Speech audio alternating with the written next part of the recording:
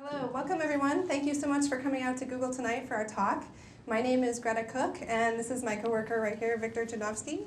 We are both engineers on the Google Website Optimizer project, and we're so happy to have you here tonight. So I'm going to give just sort of a brief introduction into the web content testing product space. And before I do that, I'm actually a little bit curious how many of you already know something about this space. So how many of you believe that you know what web content testing is? About half, okay. How many of you have actually set up an A/B experiment on web pages? All those same people, okay. How about a multivariate experiment? Just a few hands. Okay, great, thanks very much. All right, so let me just introduce the space for the other half of you who don't know very much about it. What we're doing here is we are trying to help web marketers increase the conversion rate of their pages. So let me define that for you. When you have a website, you're probably trying to get something to happen with that website. If you have a business and you're selling a product, then you're trying to get people to buy the product. If they buy the product, then you can consider them a successful conversion. But it doesn't have to be just selling a product. You might be trying to get people to download software or fill in a form or something along those lines. Now, everybody who comes to your site is a visitor, is a potential conversion. But what we found is that of all the people who come to your site, almost all of them leave again after just a few seconds. Maybe it wasn't at all what they were looking for. Maybe it was just a bad idea to click on that thing in the first place. Or maybe you didn't do enough to grab them in the first few seconds when they come to the site. So we call all those people bounces. Now, of the people who stick around and actually explore the site a little bit, just these small fraction of green people remaining right here, quite a number of them are still not going to convert. They're going to look around, they're going to decide that what you have to offer is not what they wanted. So they're abandoning your site. And you're left with just this tiny little wedge of conversions right here. These are the only people who have actually taken the action that you wanted them to take. Now, this company, this hypothetical company that has this website, has invested potentially quite a lot of money in making sure that this green bar is big. It may be that the company has purchased advertising to get people to come to their site, and unfortunately, only this many of them are actually taking the action. So people are pretty good at making this bar big, and our tool is focused on making this bar bigger with respect to the incoming traffic. Now, kind of playing into that idea, when people buy advertisements, that's a tool that a lot of people are really comfortable doing at this point. They know how to, for example, with Google, participate in the AdWords program. They get the ads to appear. And also, a lot of people are becoming pretty comfortable with a tool like Google Analytics, which allows you to track all the visitors to your site and see how they're moving through the site, what they're clicking on, where they're abandoning the site, and where they're continuing through. This tool, Google Website Optimizer, is kind of the next step in making your site be successful. So it's looking to actually make the content on the site good. So once people get there, getting them to convert. Now, how do companies decide what to put on their site? One way that they do it is by going to what we call the HIPPO. That stands for the highest paid person in the organization. Now, this person is really important. They can throw their weight around in meetings, and they have strong opinions about what they want to have on the site. And whatever they say goes. That's one way where the content comes from. Another way is, maybe the company has hired a creative genius who went to a fancy design school, and they have a lot of ideas about what kind of flash movies to put on the site that's going to make everybody buy the product or download the software, whatever it is. These are both good ways to start with, but unless you're actually measuring what's going on and trying to iteratively improve it, you may find that the customers are just hitting the back button. So here's what we're going to talk about tonight. Victor and I are actually going to sort of tag team this talk. So Victor will come up and he will show you how you set up an experiment using Google Website Optimizer. That part may be a little bit repetitive for some of you who have set up experiments before. Sorry about that, but we'll try to get through it quickly. Then I will give you a behind-the-scenes view of how that experiment actually works. Then Victor will come back and show you some of the technical design decisions and some of the trade-offs that we made in constructing the product, and then I will wrap up. Over to you, Victor. Thanks, Gretta. Hi, everyone. It's good to be here. So I will talk about how to set up an experiment, and I want to motivate this by giving a concrete example. So you've probably heard about Picasa, which is Google's photo organizing and sharing tool.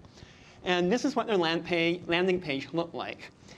Now, since Google believes in eating our own dog food, which means that we try our products to make sure that they actually work for the user, the Picasa team decided to try to optimize their own landing page.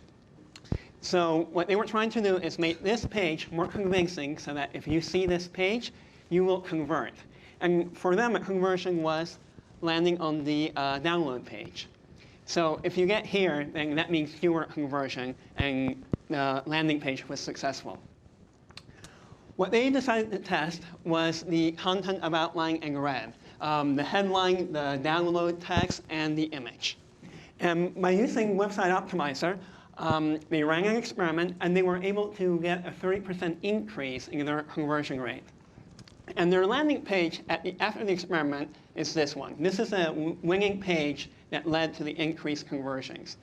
And one thing I'd like to emphasize here is that the reason why you need to experiment is so you can get actual data. Common knowledge would say that having an image of your product would be really helpful. It turns out that the image was not helpful for Picasa. There were more conversions without the image than with. And that's why you need to be testing your web content. I'm going to walk you through the process of setting up an experiment. And as we do that, I'd like you to keep in mind that the wizards that I'll be showing are targeted at users who may not be HTML savvy. Often, it's the marketing person in an organization who wants to set up an experiment. And he or she may or may not have access to the actual page source. So we created the wizards to make that whole process easier for them. And one thing that you'll find is that actually instrumenting your pages to show the alternate content is where a lot of people get hung up.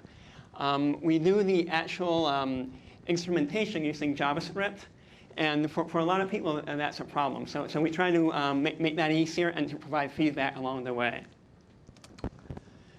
So to get to the Website Optimizer, you log into your AdWords account.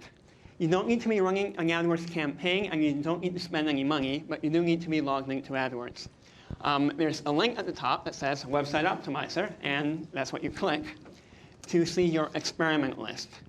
This is a list of all the experiments you've set up, whether you're still setting them up, whether they're running, whether they've completed. And you can see in this example, I have one experiment that I'm running. And let's pretend I'm clicking on the link up on the top that says Create Another Experiment. The first thing you see is a choice between two types of experiments. And for those of you who are not familiar with the different types of tests, let me tell you what they are. In an A/B experiment, which is the simplest type of test, when visitors go to your site, they see either one version of the page or a completely different version. And we see which one of those two is most effective in getting your visitors to do what you want them to do, like buy a product or download software or what have you. And of course, you're not limited to 2 pages. You can have as many pages as you want. A multivariate experiment is slightly more complicated. There you have one landing page, but you identify sections of your page that you want to vary independently. In the Picasa example, for example, they might have tried different headlines and different images. So if they had 3 headlines and 3 images, they had a total of 9 different combinations. So if you were a visitor and you went to Picasa, your experience would be one of 9 possible experiences. And our tool lets you find out which of those experiences is most effective in getting your users, again, to convert. For this example, let's pretend we're doing an A/B experiment. You're taken to a checklist that lists all the information that you will need to set up your experiment. And the reason we have this is because we've found through experience that people often start going through the process and then get frustrated because they can't proceed any further. Interestingly, though, usability tests have shown that people don't really read checklists. So we tried to make the text really short, and that still didn't help. And we tried putting a checkbox at the bottom that will not let you continue until you actually check the checkbox. And that still didn't help. That's the best we can do. After you've done that, you actually set up your experiment. You provide a name, which is what you see in your experiment list or in your reports. And you provide the URLs for the pages that you want to test. You provide the URL for your original page, for your variation page, and you can name your variations so that you can refer to them more easily in your reports. One thing we do when you enter the URLs is we go out and make sure that the page is accessible. And if it's not, we give you a warning. And if it is, we give you a confirmation. In this case, you see page found. And again, the reason we do that is to hold people's hands because the people who might be using this product may not be web developers themselves. Finally, you identify the conversion page, and then your basic setup is done. Now comes the complicated part, and that's actually instrumenting your pages.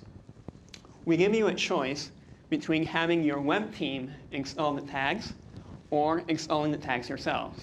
If you're a marketing person who doesn't know HTML or doesn't have access to the pages, this is what you'll choose, obviously. If you're a mom and pop operation, you will probably do this. Either way, the instructions are the same, but we do give you a choice. And if you choose the web team installation, all you have to do is email a URL to the appropriate person, and they'll see the instructions.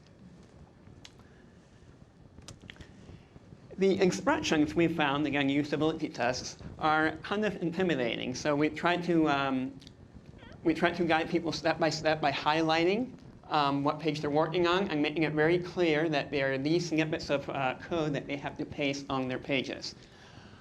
Before you can proceed, once you think you pasted it, we make you validate the pages before you can continue.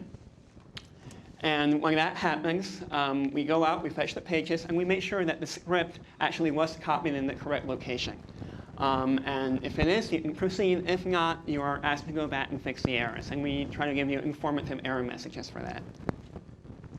Now let me step back a minute and talk about what the instrumentation looks like at a high level. We'll get into a bit more detail later in the talk. For an A/B experiment, recall that you have a test page. This would be your original page, what you were using before. And you have the new pages that you want to test. And then you have your conversion page. This is where people download or buy or convert.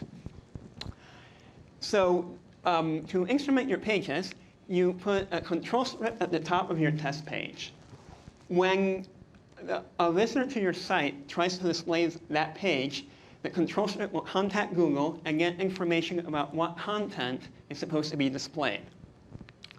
And then the page will display that content, and I'll talk about that a bit later. And then at the bottom of the page, we have a tracking script, which tells Google that, yes, indeed, you have seen this page. This is an impression. For your variation pages, and you might get redirected to a variation page because of the control script over there, again, we track to keep count that you saw page B or page C or what have you. Finally, you go through the whole process, the download process, the checkout process, and hopefully you get to the conversion page. And there again, we have a conversion script that tells Google that, yes, you've converted. And these statistics, the impressions and the conversions, are what we use in the reports. For a multivariate experiment, the markup is slightly more complicated. Again, if this is the HTML representation of your pages, you have a control script that asks Google what content to actually display. And then you need to instrument the content on your pages. You identify which sections you want to vary. You put a snippet of code before and after, and you do this for every such section. So for Picasa, for example, that would be their headline, their image, their download now text. And in the UI, you can provide alternate content for each of those sections. So when the visitor's browser comes along, It fetches the combination information, and then as it parses the rest of the page, it knows what to display. And again, as in the A/B experiment, you have a tracking script at the bottom to record impressions, and the conversion script at the bottom of your conversion page to record conversions. Once you've tagged up your pages, either A/B or multivariate, you're ready to launch your experiment. You get a final confirmation page, you can preview your experiment, and you're set to go. So you launch your experiment, it runs for a while, and then you want to see the results. The results look something like this. This is the reports page that we have. For each user experience, for each content combination that your users see, we try to estimate the conversion rate. And we provide a bar to give a confidence interval.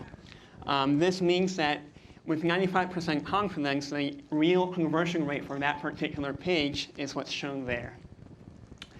We show you the conversion rate for your original page and then for your alternate content. And we actually rank this listing so that the best performing combinations are on top. And using this page, you can compare how one page did relative to the original. And in this case, you see that combination 11 did really, really well. So you might want to switch your website over to always use combination 11. And you'll get more conversions. For a multivariate experiment, we also give you some additional information. And that is the page sections. This tells you for each of those sections that you identify in your HTML page how relevant it is to the actual success of that page.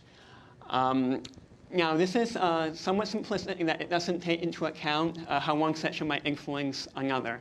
It doesn't take into account correlations, but it does give you an idea of what might be a place to focus your attention. And now I'll hand it over to Gretta, who will talk about the internals. Thanks, Victor. Let me make sure all my microphones are still on. They're not. One of them is for the video camera, and the other one is so that you all can hear what I'm saying. So, all right. So now I'm going to give you that behind-the-scenes tour I promised you of how that experiment actually works. You've seen how it was set up, and now we're going to see what happens when an end user actually comes to the experiment, lands on that landing page, and potentially converts.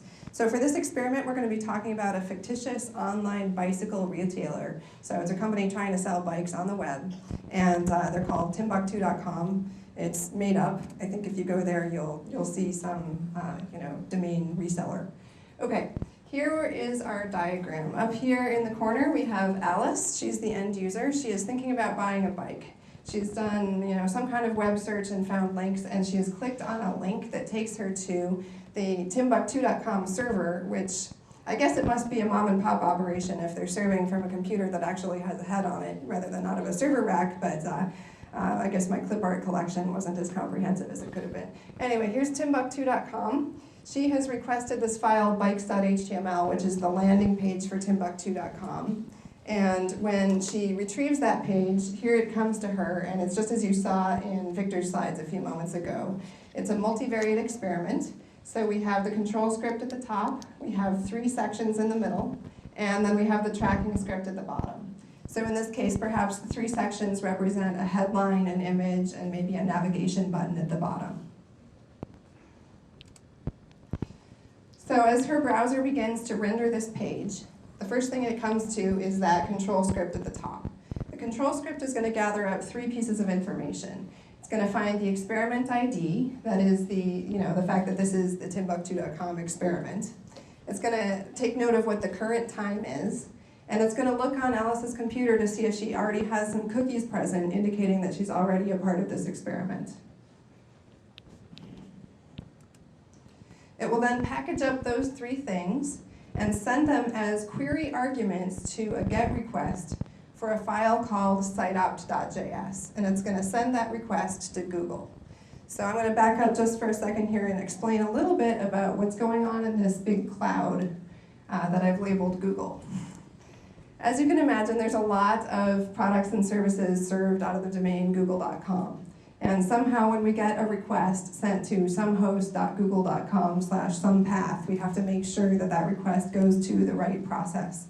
So in this case, the exact host name and path for this siteopt.js request indicates to Google that we want it to go to a specific process, the content server for Website Optimizer. So the request actually lands at the content server, and not just, we don't just run one copy of this content server, in Mountain View, California. We actually run lots of copies of this all over the world, and we make sure that Alice's request goes to a particular copy of the content server that is close to her. And when I say close, I might mean geographically close, but what I really mean is close on the network. So we want to make sure that her request gets served quickly, because remember, this is happening at the very top of the page. So if this takes a long time, Alice isn't seeing any of the rest of this page yet. We can't have it take a long time because we don't want to affect Alice's experience when she's looking at Timbuktu.com. All right, so the content server receives the request, and it looks at those arguments. I think I have more animation here. Yes, it decides which combination data to send back to her. It decides on the basis of those 3 arguments that she sent before. So it looks at the experiment ID to make sure that it's sending Timbuktu.com data and not, say, Picasa data. That wouldn't be any good. It uses that current time that she sent to make sure that that request actually gets all the way to the content server. We don't want the request to be satisfied by some cache in between. And so by having the date in the URL, there's no way that the URL will match a previous request. Then finally, it uses the cookies to determine if Alice is already a part of this experiment. If she has previously visited Timbuktu.com, we want to make sure that we are serving the same content she saw last time. We don't want her to sit there clicking refresh, seeing a different picture every time she clicks. We want it to be the same. So in this case, Alice is a first-time visitor to Timbuktu.com, so the content server is going to choose a combination randomly.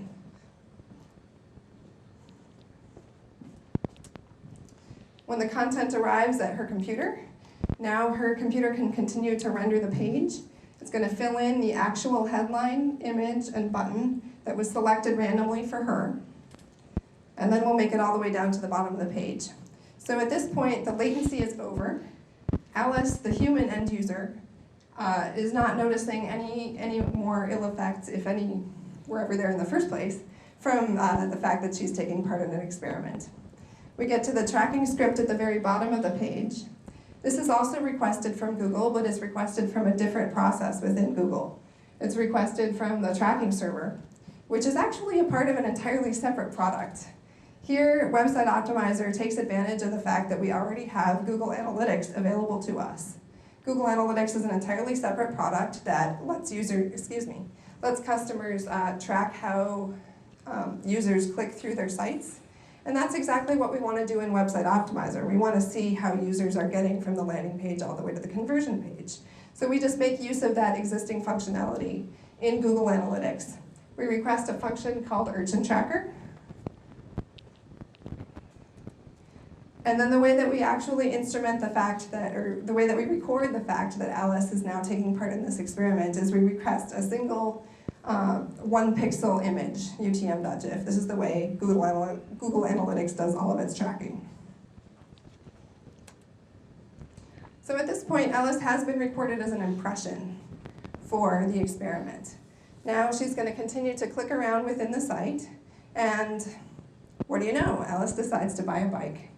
So she picks out the bike, she puts it in her shopping basket, she enters her shipping information and her billing information, she clicks confirm, and now the sale is final. She's being shown that page that says, "Thank you, Alice, for buying a bike. You'll receive it in 4 weeks." And at that point, Alice has converted. So her browser requests this thankyou.html, Timbuktu.com serves it back to her. This is the conversion page for that experiment, so it has that tracking script at the bottom. This page renders instantly from Alice's point of view because there's no instrumentation on the top of it at all. And just as in the case of the landing page, this tracking script talks to the tracking server back at Google and records the fact that Alice did in fact convert.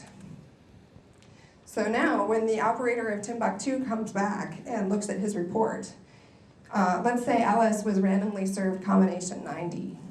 So here's the line for combination 90 in this report. And if you look all the way over on the right side, you see the number of impressions and the number of conversions. Other way around, actually, number of conversions over number of impressions. And because Alice did convert, one of each of those was her. And that particular combination did pretty well.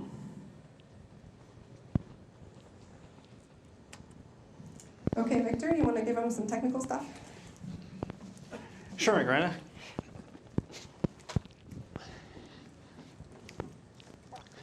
So I'll go over some of the technical design decisions. Obviously, this won't be comprehensive because there are a lot of such decisions, but I want to give you a flavor for what we had in mind as we were creating this product. So the first thing we keep in mind is our users. And the visitors to our user sites come from all over, using all sorts of browsers, on all sorts of computers, through all sorts of connections. What this means for us is that the content that we serve out must work on most browsers, it must be unobtrusive, and it must have low latency. Or to put it very simply, we must not break the original pages. The user experience must feel the same. So as I mentioned earlier, we're using JavaScript to display the variations. So the first question you might ask is, what happens if you don't have JavaScript or if it's turned off? The answer is that we always have the original content on the page. So if JavaScript is not there, we display the original content, and the user is none the wiser. Let's see what this looks like for a multivariate experiment. In this example, the text in black, the image.gif, is the original content that used to be on the page. The way you instrument a section is by putting a snippet of code above that calls the JavaScript function UTMX section, and a snippet of code that's ending no script tag after the section. Now, let's pretend you don't have JavaScript. The browser comes along, it sees a script tag, it knows that it doesn't have JavaScript, so it ignores everything inside that script tag. It gets to the original content, the image.gif, it renders that, and then it gets to the ending no script tag. Now, you might be bothered by the fact that there's an ending no script tag without an opening no script tag, but it turns out that HTML parsers are very lenient, and that's actually not a problem, and it doesn't cause an error. So the parser ignores that and keeps rendering the rest of the page. So the end result is no JavaScript, no problem. If you do have JavaScript, the UTMX section function call expands to a document.write of your alternate content and an opening no script tag. And that, in turn, is the same as if the original document had had the following: the alternate content, an opening no script tag, the original content, and then an ending no script tag. So let's pretend we're in the browser once again. We come along, we display the alternate content, image2, then we get to the no script tag. Obviously, if we've gotten this far through the process, we have JavaScript. Everything inside the no script tag gets ignored, and the parser continues after with the rest of the page. And that's how we display page variations for a multivariate experiment. For an AV experiment, it's even simpler. The control script has a line that's a JavaScript snippet that calls a UTMX function. Again, if you don't have JavaScript, this gets ignored and the rest of the page renders, so you have your original content. If you do have JavaScript, this function expands to a document.location.replace of your new URL.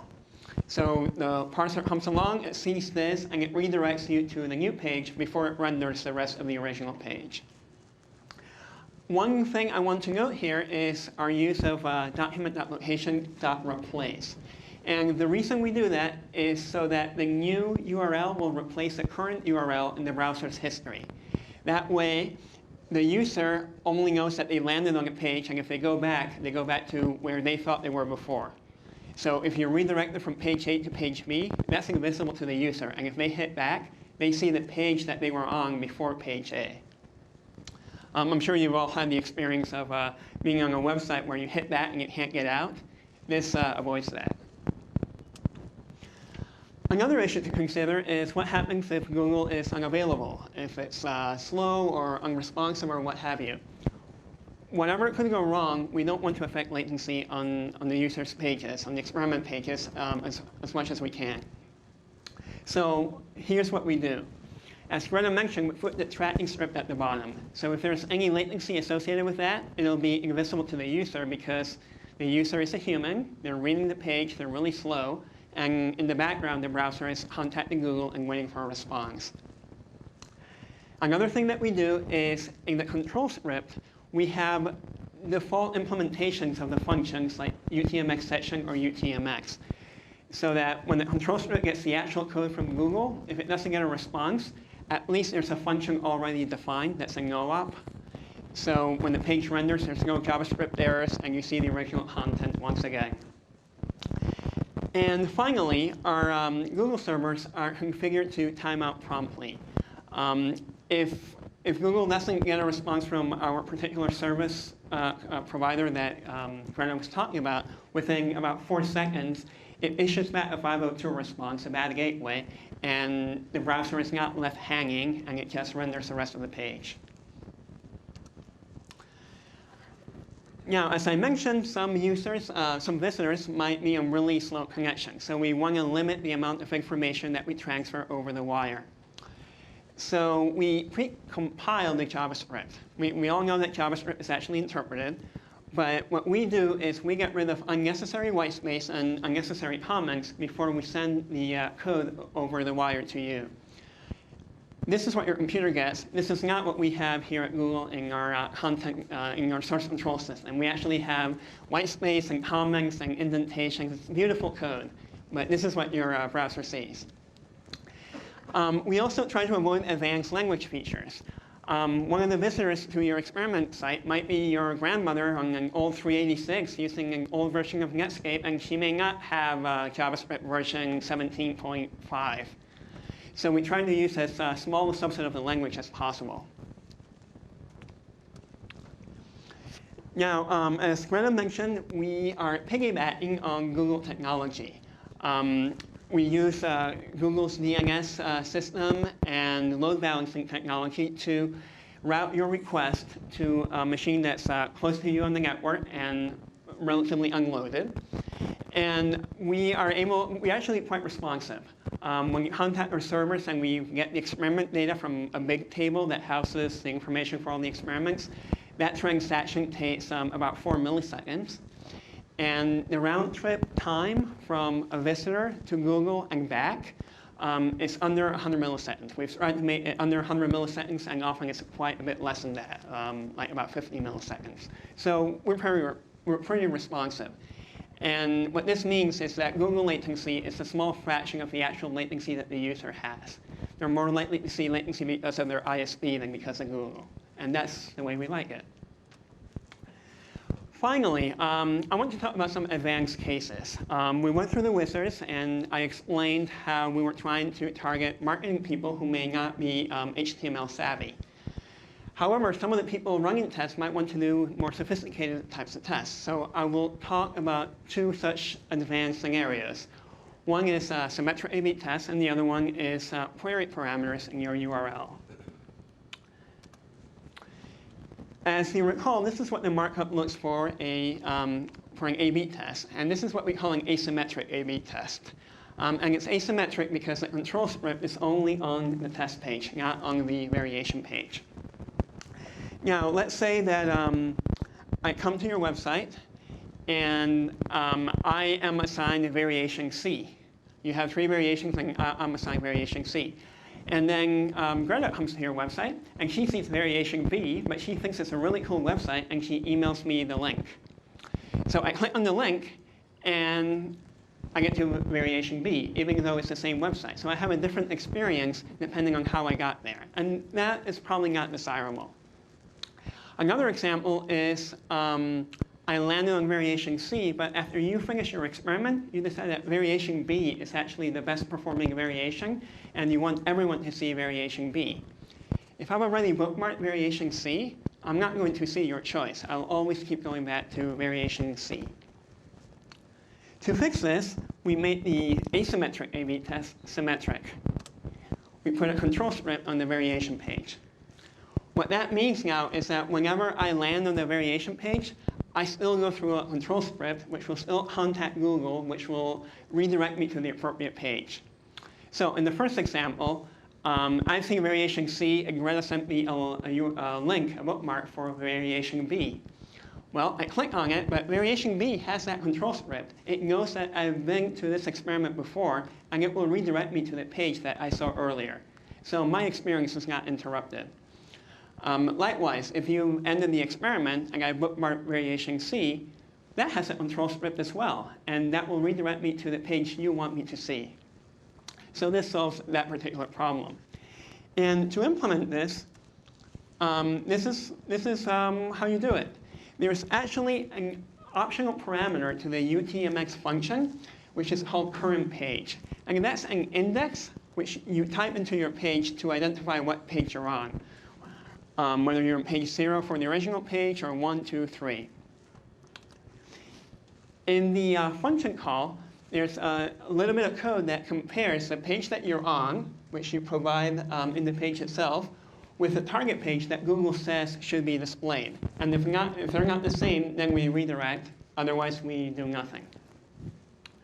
So your original page, your control script would have a line that looks something like this. It's a UTMX function call with an index of 0.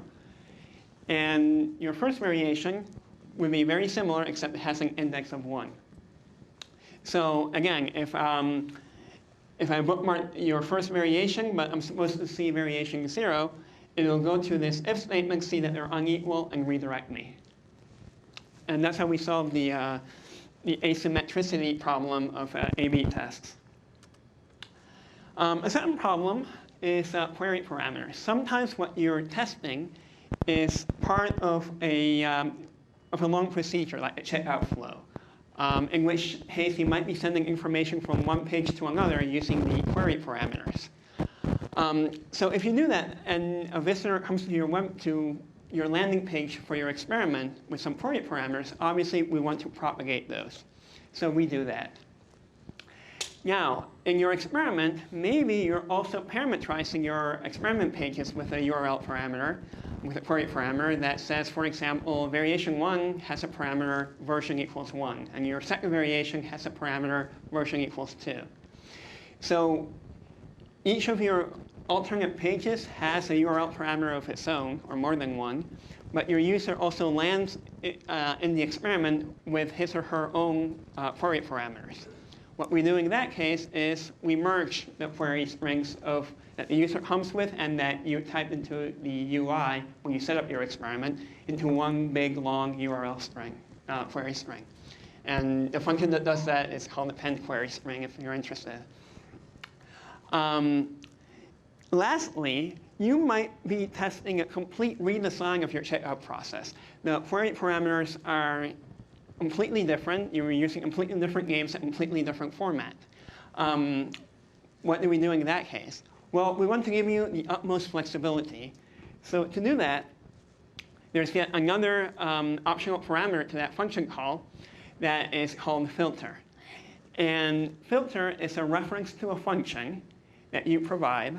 And that function that you provide takes as an argument the variation that we are telling you will be displayed, and it returns the URL that you want us to use for that redirection.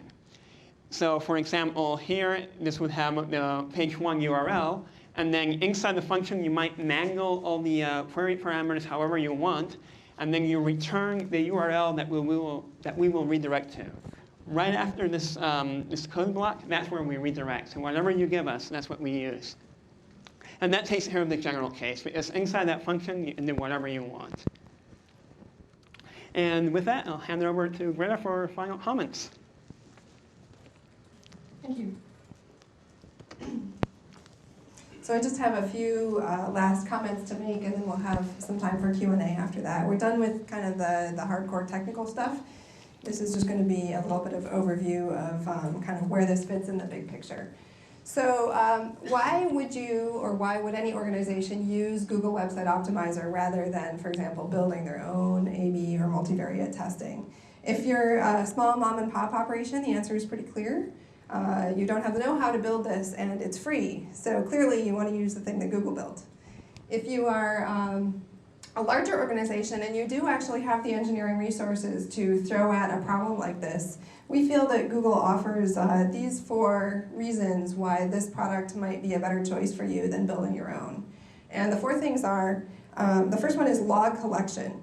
So if you have multiple web servers that are serving out your landing and conversion pages, you might be tracking what's happening on each one of those servers, but then you're going to have to collate those results together, and that's just another task that you have to do.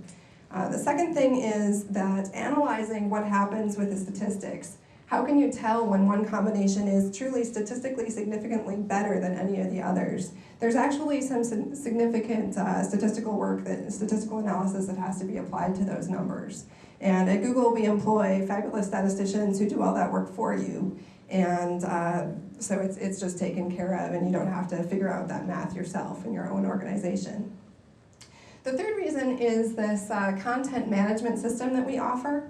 So what I mean by that is once you have marked up your landing page with the different sections, you can have that marketing person vary the content in those sections on his or her own without continually involving the IT staff. So if there is a big communication issue in your organization between the person who's deciding about the content and the person who's having to implement that content, it can cut down a lot on the communication round-trip time that's happening sort of through the different parts of the company.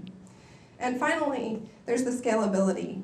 You know, we already have this huge production infrastructure with the servers that are automatically close to everybody who might be participating in the experiment.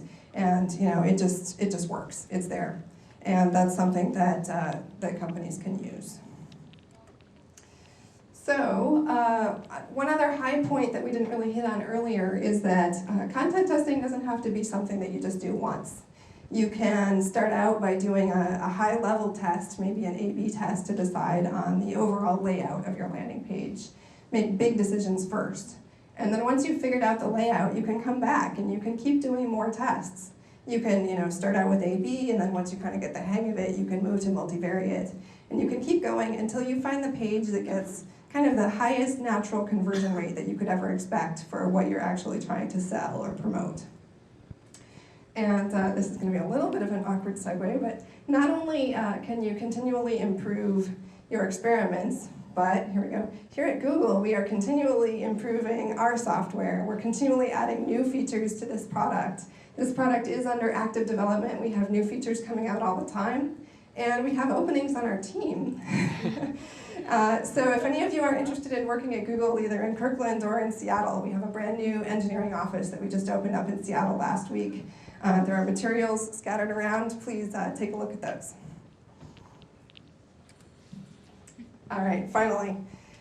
Google's mission, as some of you may be aware, is to organize the world's information and make it universally accessible and useful.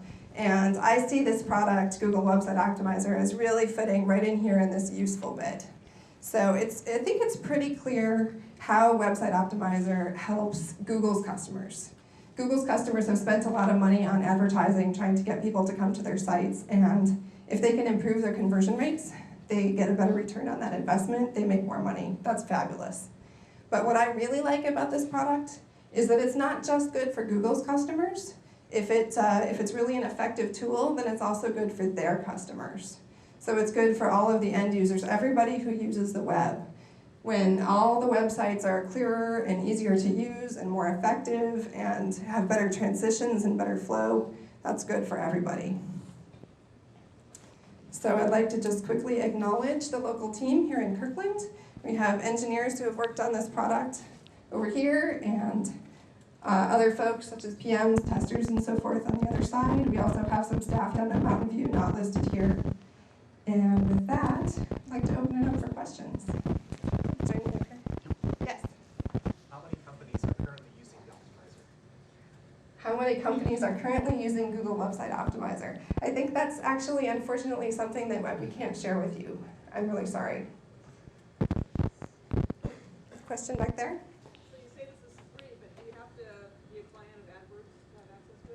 You do need to, her question is, you say it's free, but do you have to have be a client of AdWords to use it? Currently, yes, you do need to sign up for an AdWords account. However, you do not need to enter any billing information, and you never need to spend a single penny on AdWords advertising. You don't even need to set up a campaign. Yes? Question about the shopping cart scenario that you were talking about. It was, I'm more of a marketer and not so much a technical person. I wanted to understand that when you set up that test, it propagates through the shopping cart all the way through, so the user experience is all the way through whatever pages they have. Do you see what I'm saying? I think so, yeah. I'll let you talk some too. Repeat the question. So what you're asking is whether the experiment propagates. If that, what I was getting from what you were saying is that you would have a shopping cart that may have 4 or 5 steps through it. And if somebody goes in and has a section or gets served up a combination, that combination follows them through the shopping cart experience. Is that correct, or am I misunderstanding? So the question was, if you have a shopping cart experience that spans multiple pages, and you vary the landing page and the conversion page is several pages down the road, whether that information gets propagated. And the answer is yes, because you instrument the pages that you're actually varying and the page where you actually have that conversion. And you don't need to instrument the pages in the middle, but once they get to the conversion page, we know, oh, you're running that experiment. You have a conversion, so yes, that impression page way back there actually led to a conversion. So my question is, if you use a particular title on the landing page and say it's about, that's the one that really converts, does that title go to the second or third or fourth page, or do you have to set those up? Let me ask a clarifying question.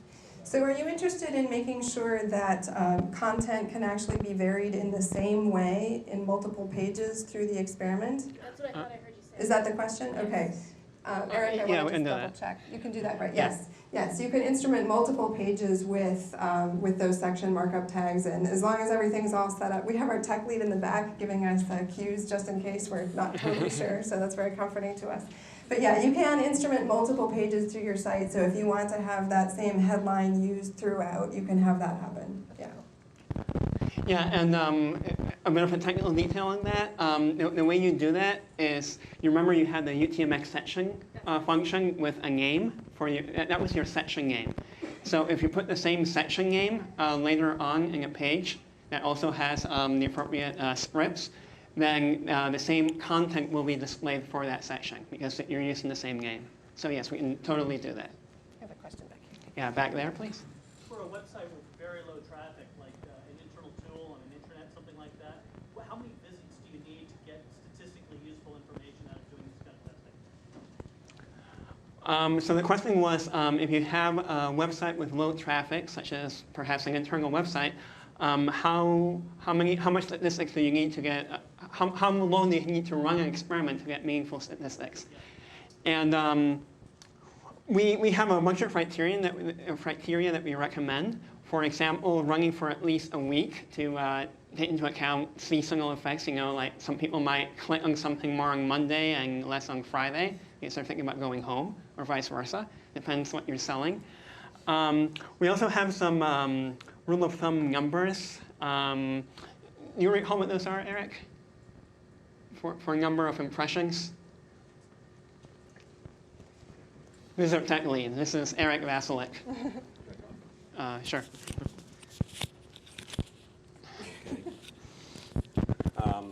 So the amount of traffic that an experiment would need is dependent on the number of combinations you have, the original conversion rate that your original test page experiences, and the amount of lift or the additional conversions that you get from a particular page.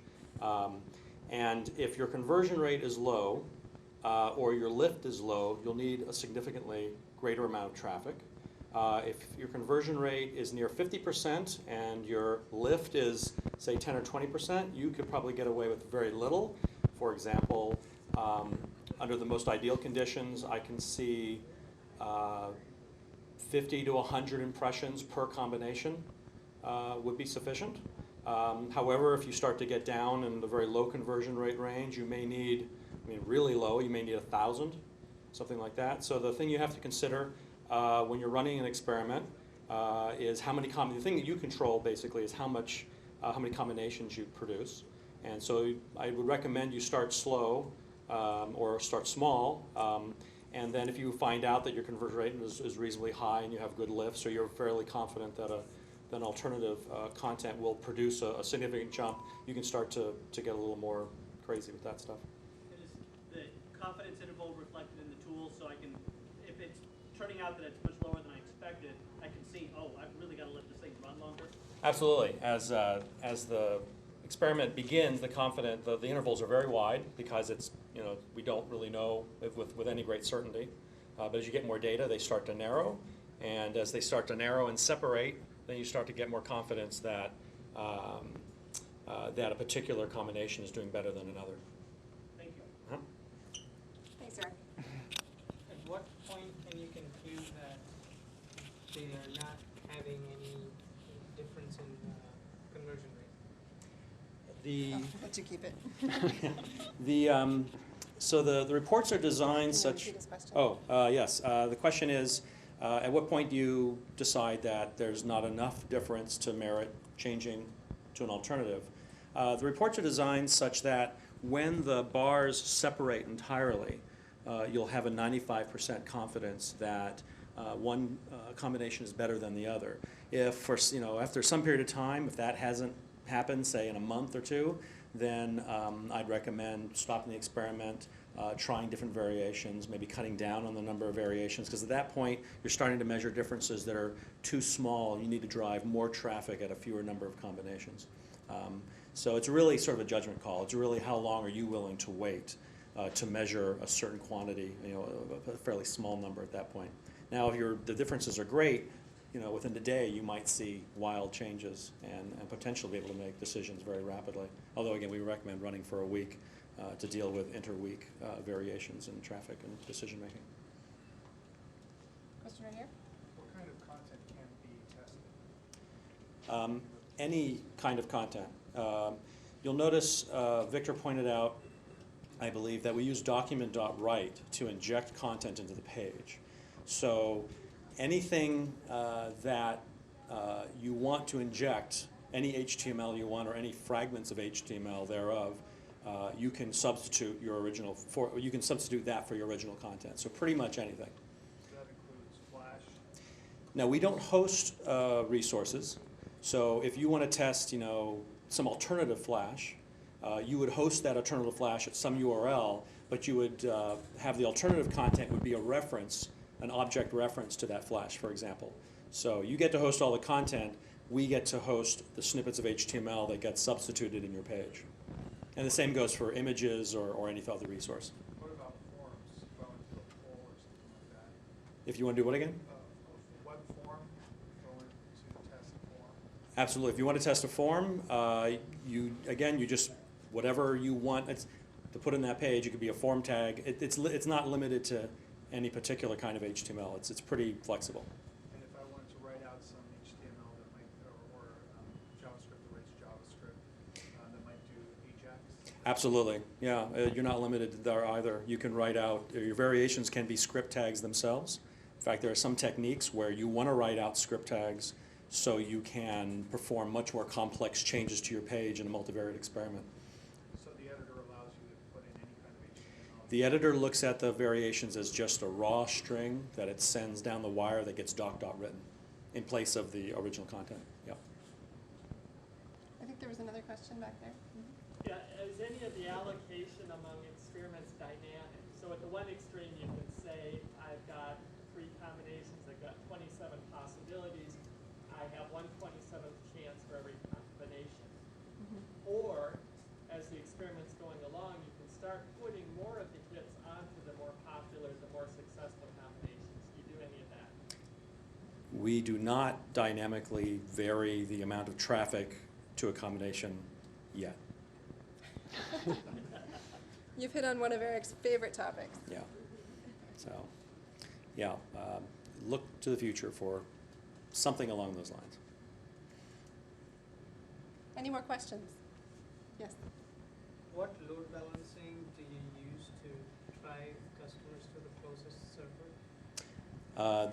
What load balancing do we use to drive customers to the closest server? And the answer to that is just basic Google infrastructure. We run clusters of servers in every geographic region in the world, for some definition of geographic region. I mean, which primarily goes Asia, Europe, the Americas, Don't South mention America. the top secret Antarctic server. That's we're not- and so basically DNS is configured to route traffic to appropriate servers. So you don't use another edge cache, you have your own data center serving directly? Yeah, we locate data centers throughout the world for this purpose. Yeah, to keep the latency between the end user and our end machines, our end jobs as low as possible. Can the user define the latency? That would be nice. No, users cannot define the latency. We try to make it as small as possible. I mean, what would you? I mean, you had like timeouts, like server timeouts. So Oh, I that's see. Acceptable range. No, the control script is the one where you have to worry about latency. And there are no browser features which allow you to control latency in this fashion, unfortunately. You just have to time it out at the server, basically, and there's a global setting for that. Okay. Mm-hmm. So currently, is it data collection that you're doing with the traffic to Google? Is it data collection we're doing with the traffic to Google? So that you can create reports? So we have, as was pointed out in the talk, there are two main servers. There's a content server, Right. and there's a tracking server. And so the content, Serves it, yeah. I'm just wondering, and I think that goes to the other question, there's nothing at Google to determine decision as to what content. Is there some piece of Google to determine what content is going to be served other than what you have present on the, at the client side? well, the client side. Repeat the question. Yeah, I'm not really sure what the question is, but the question I think is there anything at Google that determines what the content is? Well, is there any decisions being made at that point At the remote server? at Google? Yeah. So if I've understood you correctly, I think the answer to your question is no. So if it's a first-time user to the site, we choose randomly, and if it's a repeat visitor, we serve them the same content they saw last time. Does that answer your question? Yes. Okay. If the cookies are disabled, how do you do measurement? Okay, so the question is, what if the end user has cookies disabled? And in that case, actually, we will just serve them a random thing, right? And Yeah. they will continue. In that case, if they click refresh, they will continue to see different content each time. What about being able to measure conversion for that? We will not be able to do so. So do you skip that, or do you have errors in statistical errors in that computation? Those visitors are not included in the reports whatsoever. They just see, something and they're not tracked whatsoever. So. Do those cookies have a lifetime? Are they like a 1 month, 6 month lifetime? Funny you should ask. So the cookies, the question is, do the cookies have a lifetime? Yesterday, they had a 30-minute lifetime. Today, they have a 2-year lifetime. Yes. So we just pushed a change today. So the issue was that some websites, it takes a little longer than 30 minutes for people to convert. You're buying a car or whatever, it's a big decision. So 30 minutes was not sufficient. I mean, it rules out a significant amount of traffic in some circumstances. And so now we have the cookie set for 2 years. So as long as a user comes back to an experiment every 2 years, they'll see exactly the same combination and they get the opportunity to convert as well. Now, we don't recommend you running an experiment for 2 years. But yeah, that's the lifetime issues. Can you modify the experiment as you go along? Drop an unsuccessful arm, add arms? Not at the moment. You won't be. You can't. The question is, can you drop a variation Right. So you can't modify an experiment in a completely ad hoc manner. You can't just drop out one combination and then continue on as you were. But what you can do is you can run a follow-up experiment that just runs the original. Actually, is it any two combinations? Or is it the original versus? It's the original versus one of your combinations head to head. So you can take the one that you think is the winner and drop out all the rest, and just double check that one is definitely the best. And you can also make a copy of an existing experiment and change around what the variations are in that experiment without having to do any new tagging of your pages. So that can be quite a boon. Yes. Based on some URL params, can you force people to see a particular test? I'm sorry, could you repeat? Based on URL params or something like that, can you force people into a particular test? Oh, I think the question is, based on some parameters in the URL, can you force a specific user to see a specific content? No, right?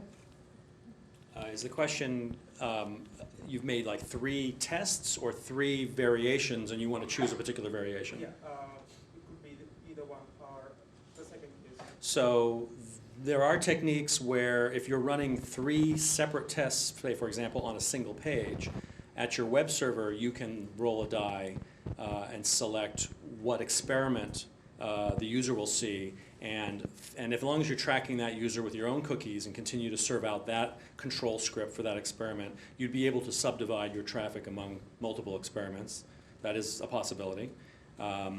If you want to force them to see a particular variation, then what you can do is stop the experiment and select an arbitrary combination to show the user. So let's say you find a combination that is a winner. You can stop the experiment, select that combination, and we'll force every user from then on out to see that combination.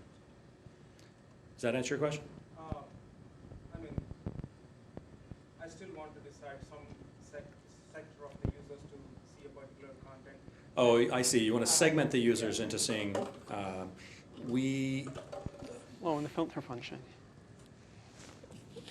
So if you're running an A/B experiment, remember. You don't need this one. You have one of your own. If you're running an A/B experiment, remember that you have that filter function, optional parameter at the end.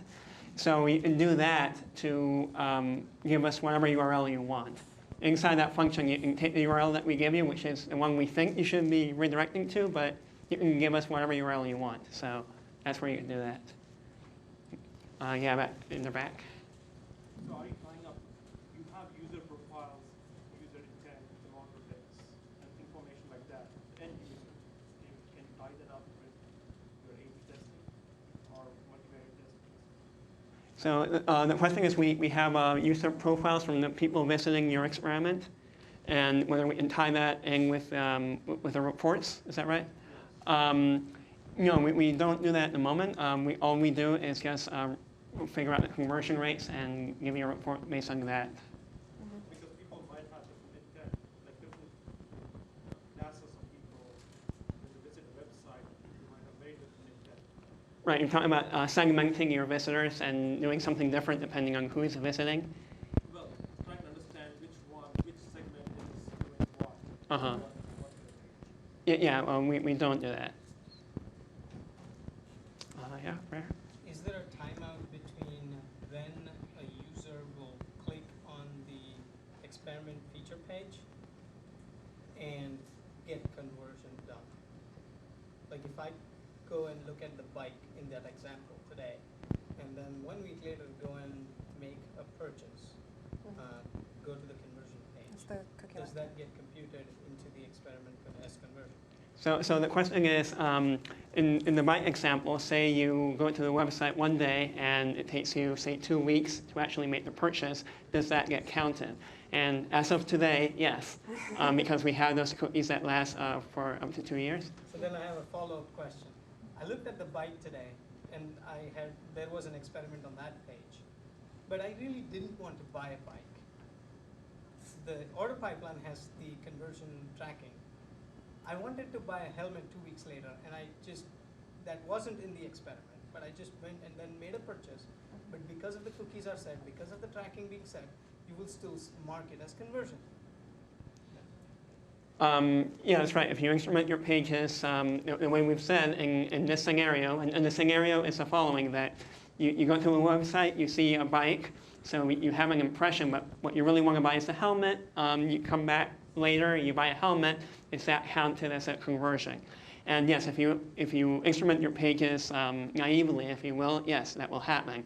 However, if you have a different thank you page, or if you put the tracking code somehow in a conditional so that it only executes if you bought a bike and not a helmet, then you can actually measure accurately. So there are ways around that, but you'll have to be more clever in how you mark up your pages. So do you have samples around doing that on the? In our help system, I'm not sure whether we have samples. We might. If not, we can certainly ask them. Probably just one or two more questions, I would think. It's Sure. one or two more questions, I think. So we'll see how long this one is. Can we pass you any sort of information that will allow you to tell us, based on the information in the past, whether one particular test was more successful for that dimension? So basically passing you, well, it's a really simple male or female flag. You may not even know what the flag is, but can you tell us that, wow, males are really buying this bike, but females sure aren't on this test? Okay, so this is another sort of customer segmentation question. He wants to know, is there some way that he can pass in whether the particular customer seeing this experiment is, for example, male or female, and then have the reports break down by that parameter that he passed in and have that be shown in the reports? And we sort of already talked about this, right? I mean, do you want to? The short answer is no. We don't do segmentation based on sort of advertiser-supplied dimensions. I can imagine hacking up a scenario where you could potentially do that by mucking with the cookies that the control script creates, but that would be a really advanced scenario. So there is, I'm going to say there is a company, I think it's ROI Revolution. It's one of our partners. They did this very nice, I don't even call it a hack because it's really nice, but what it does is it sets a variable in the Google Analytics tracking code so that the combination that a particular user saw is actually communicated to Google Analytics, and you can actually render reports there that show you all sorts of segmentation and what combinations were selected by those users. There's no statistical analysis done by analytics with that, but it is possible to look at the raw numbers with respect to segmentation. And if you want more details on that, we can probably figure that out for you, find that paper that they did. Okay, I think with that, we're probably going to close down the general Q&A because I think some of you have had your fill, so please go back and have another drink and enjoy yourself. Anybody who has further questions for us, please feel free to just come up and we'll answer them one-on-one. Thank you very much for coming tonight. Thank you.